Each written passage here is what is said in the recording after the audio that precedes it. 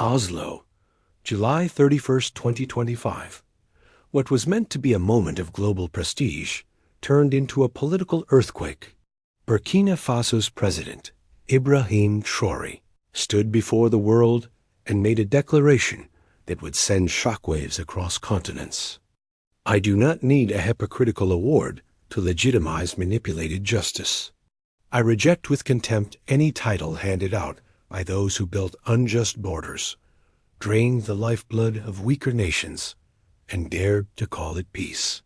The room fell silent. The world was stunned.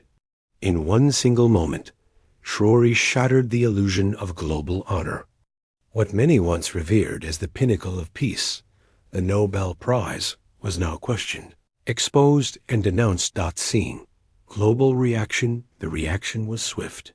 From Western capitals came condemnation, denial, and fury. And then Barack Obama entered. The storm.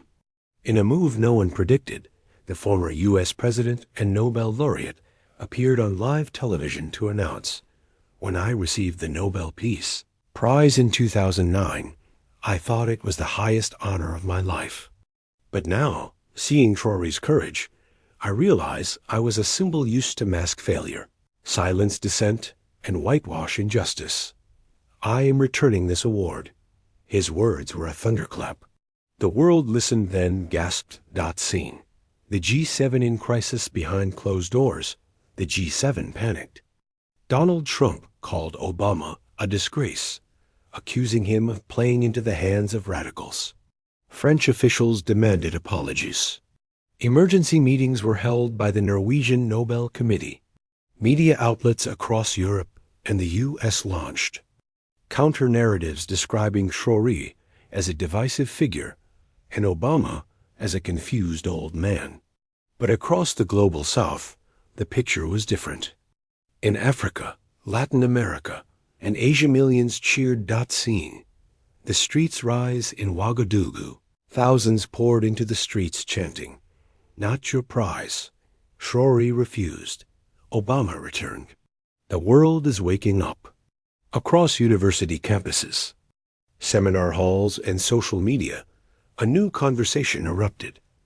What is peace, if awarded by those who profit from war?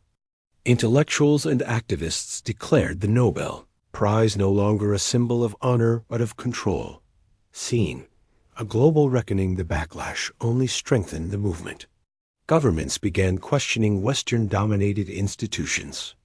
In Burkina Faso, Traoré's stance ignited a wave of national pride and political reform. Meanwhile, Obama's actions stirred a moral crisis in the U.S. Some called it betrayal, others bravery. Across continents, people began demanding fair recognition, inclusive justice, and an end to symbolic domination. Scene. A new alliance, but the story didn't end there. At a historic summit in Ouagadougou, Ibrahim Traoré unveiled a bold new vision, a strategic alliance of African nations committed to economic cooperation, shared defense, and diplomatic sovereignty. We will no longer be pawns in a game designed by others. Our dignity, our resources, and our future belong to us. The West called it dangerous. The global South called it destiny. Scene. The shift, as the alliance gained momentum, G7 powers retaliated media attacks, sanctions, diplomatic pressure. But it only galvanized more support. Traoré was no longer just a leader.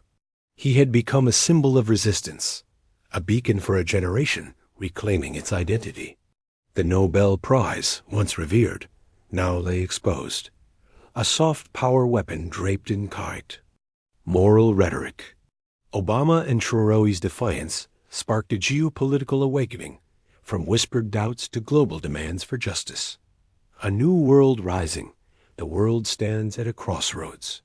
Will the old order resist or reform? Will dignity triumph over deception? Ibrahim Traoré's final words still echo. We do not ask for permission to be free. We rise to claim it. In this quiet rebellion lies the birth of a new era, one where peace is not dictated, but defined by the people. And perhaps, in this moment of defiance, the world has begun to remember what justice truly means. If this story moved you, share it. The world deserves to hear the truth. Subscribe to follow the awakening. Let the spirit of Ibrahim Traoré inspire us all to rise not in silence, but in purpose.